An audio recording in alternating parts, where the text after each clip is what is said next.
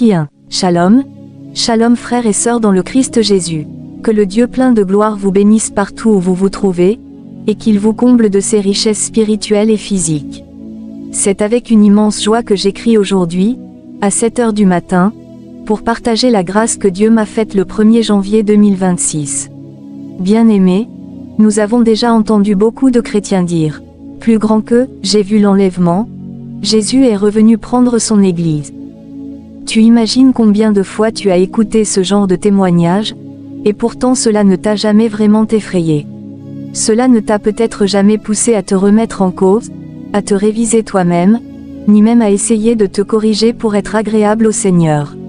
Sûrement, mon frère, ma sœur, à cause de toutes les choses qui se passent aujourd'hui sur Internet, lorsque le Seigneur donne des messages à ses enfants et leur ordonne de parler, beaucoup disent « Plus grand que, ce sont des histoires, ce n'est pas vrai, ce sont des fake news qui racontent n'importe quoi. » Mais un jour, tu pourrais regretter amèrement de n'avoir pas pris les avertissements de Dieu au sérieux. Bien-aimés, le 1er janvier, le Seigneur m'a fait la grâce de voir son retour. J'ai vu l'enlèvement, et tout était déjà accompli. C'était une journée totalement normale. Il n'y avait eu aucun changement dans le ciel. Les nuages étaient à leur place, comme d'habitude. Le soleil continuait de gratifier la terre de sa brillance.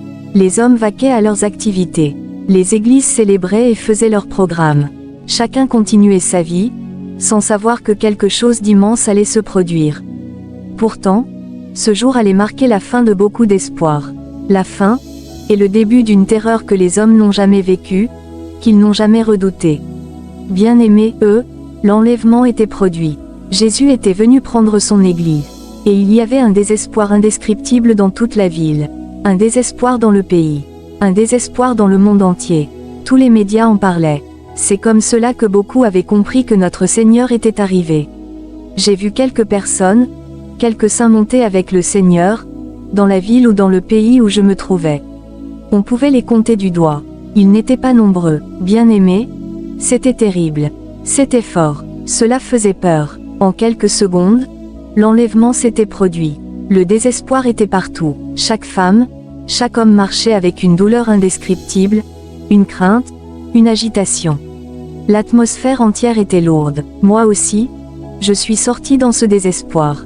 Je marchais, sans savoir où j'allais. Je tenais la main d'un petit enfant, mais tellement déçu, tellement bouleversé, que je ne faisais même plus attention à l'enfant. Parce qu'après l'enlèvement, ce qui avait de l'importance pour toi n'a plus aucune importance. Toutes les raisons que tu avais trouvées pour ne pas respecter le Seigneur, pour ne pas faire l'œuvre de Dieu correctement. Toutes ces choses n'auront plus de valeur. Il ne restera que les remords. Les hommes étaient rongés par des pensées comme « Pourquoi je n'ai pas fait ça ? Pourquoi je n'ai pas compris que je ne devais pas faire cela ? Pourquoi je n'étais pas prête ? Pourquoi j'ai perdu mon temps dans les choses éphémères ?» Bien-aimés, les humains étaient littéralement rongés par les remords et les douleurs.